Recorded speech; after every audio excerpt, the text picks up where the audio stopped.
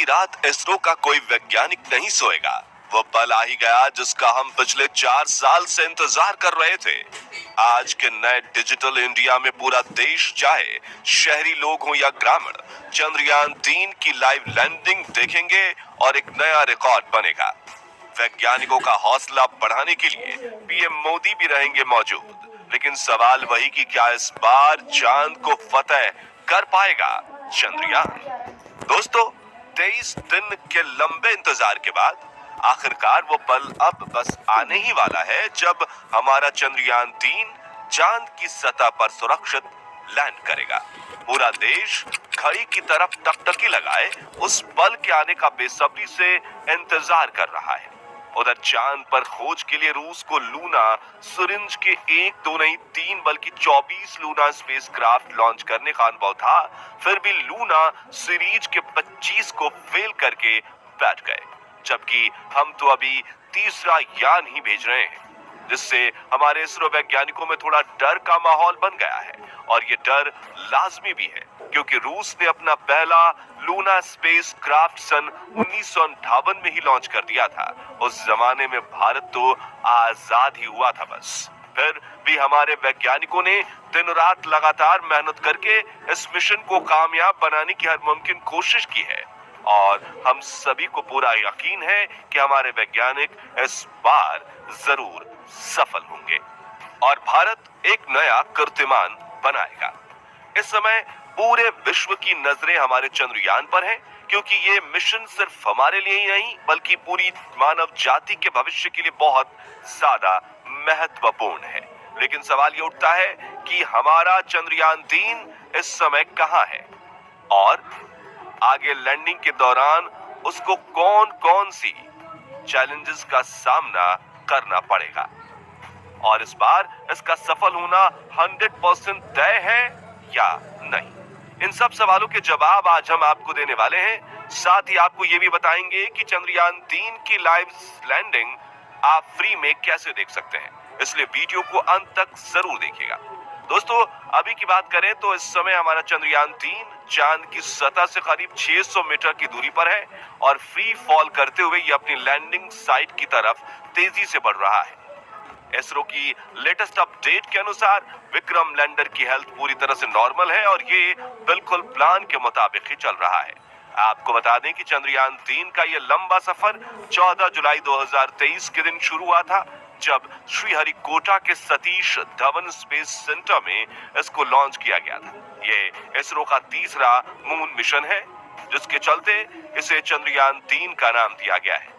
इससे पहले चंद्रयान 2 को 2019 में लॉन्च किया गया था, लेकिन तब हमारा विक्रम लैंडर चांद की सतह पर सॉफ्ट लैंडिंग नहीं कर पाया था।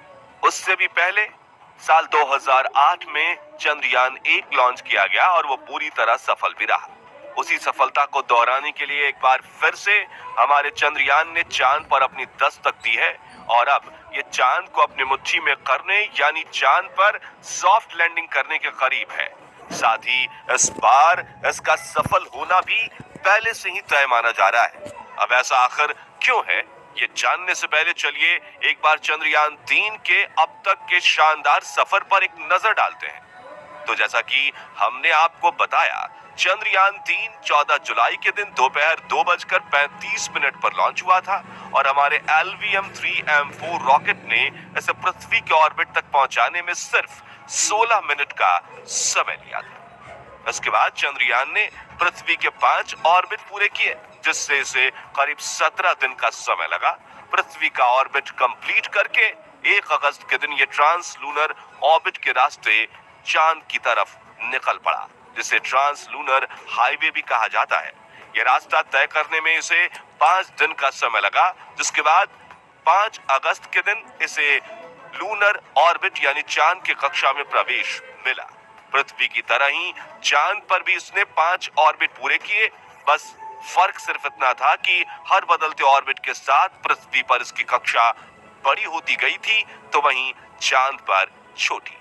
अपने 5 लूनर ऑर्बिट पूरे करने में इसे 12 दिन का समय लगा, जिसके बाद 17 अगस्त को प्रपल्शन मॉड्यूल और लैंडर मॉड्यूल को एक दूसरे से अलग कर दिया गया। और प्रपल्शन मॉड्यूल को पीछे छोड़ते हुए विक्रम लैंडर बाकी का मिशन पूरा करने के लिए खुद अकेला आगे बढ़ गया। और इसके बाद विक्रम लैंडर की डीबूस्टिंग स्टार्ट की गई, जिसका पहला चरण 19 अगस्त को, दूसरा व आखिरी चरण 20 अगस्त को किया गया। डीबूस्टिंग का मतलब लैंडर की गति को धीमा करके उसे सतह के जितना हो सके उतना करीब वाले ऑर्बिट में लाना होता है। पहली बार डीबूस्टिंग करने पर विक्रम लैंडर 113 गुने 157 किलोमीटर के ऑर्बिट में आ गया। वहीं दूसरी ओर आखिरी डीबूस्टिंग करके इसे 25 गुने 134 किलोमीटर के ऑर्बिट में डाल दिया गया और यहीं से इस मिशन का आखिरी पड़ाव स्टार्ट हुआ। दरअसल इस ऑर्बिट में आने के बाद सबसे पहले हमारे विक्रम लैंडर ने अपनी लैंडिंग साइट को खोजा, जहां इसरो ने इसको लैंड कराने का प्लान किया था और उसके बाद फ्री फॉल करते हुए ये चांद की सतह की तरफ बढ़ने लगा। दोस्तों, ये तो हुआ चंद्रयान 3 के अब तक के सफर का हाल, जो आज हमने आपको बहुत शॉर्ट में बताया। चलिए अब जानते हैं कि इस बार विक्रम लैंडर का सॉफ्ट लैंड करना 100% क्यों तय माना जा रहा है। देखिए, जब हम कहते हैं कि इस बार, इसका मतलब ये है कि पिछली बार हम ऐसा करने में सफल नहीं हो पाए थे, यानी हमारे वैज्ञानिकों से कुछ कमी रह गई थी, जिसके चलते चंद्रयान 2 का विक्रम लैंडर क्रैश हुआ था। मगर इस बार वैज्ञानिकों ने न सिर्फ अपनी उन गलतियों को सुधारा है, बल्कि चंद्रयान 3 के विक्रम लैंडर को पहले से कहीं ज्यादा एडवांस भी बनाया गया है।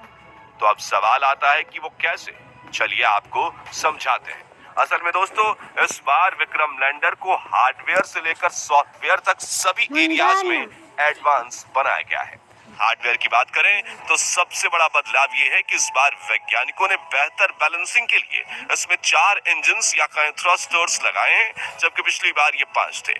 इसके अलावा विक्रम लैंडर की लेग्स, जिनके ऊपर ये लैंड करेगा, उन्हें भी पहले से कहीं ज्यादा मजबूत मिलिट्री ग्रेड मटेरियल से बनाया गया है, ताकि अगर लैंडिंग थोड़ी बहुत हार्ड भी हो तो भी स्पेसक्राफ्ट को कोई नुकसान ना पहुंचे। साथ ही इसे लेजर डॉपलर वेलोसिटी मीटर और lander horizontal velocity meter camera जैसे बेहद एडवांस उपकरण से भी सजाया गया है। सॉफ्टवेयर की बात करें तो इस बार विक्रम लैंडर के ऑन बोर्ड कंप्यूटर सिस्टम को एआई के साथ जोड़कर बहुत ज्यादा एडवांस बनाया गया है, क्योंकि यही वो चीज है जिसके अंदर पिछली बार थोड़ी कमी रह गई थी। तो हम कह सकते हैं कि वैज्ञानिकों ने इस बार चंद्रयान 3 मिशन को सफल बनाने के लिए विक्रम लैंडर में कोई कसर नहीं छोड़ी है। यहाँ तक कि इसरो चेयरमैन एस सोमनाथ ने खुद ये कहा है कि अगर विक्रम लैंडर के सारे सेंसर्स फेल हो जाएं, साथ ही इसके 2 इंजन भी काम करना बंद कर दें, तब भी ये चांद की सतह पर सुरक्षित रूप से लैंड जरूर करेगा। उन्होंने कहा कि इसको इस तरह से डिजाइन किया गया है कि ये हर हाल में चांद पर लैंड करेगा। यही सब वजह है कि विक्रम लैंडर का सॉफ्ट लैंडिंग करना पहले से ही तय माना जा रहा है। और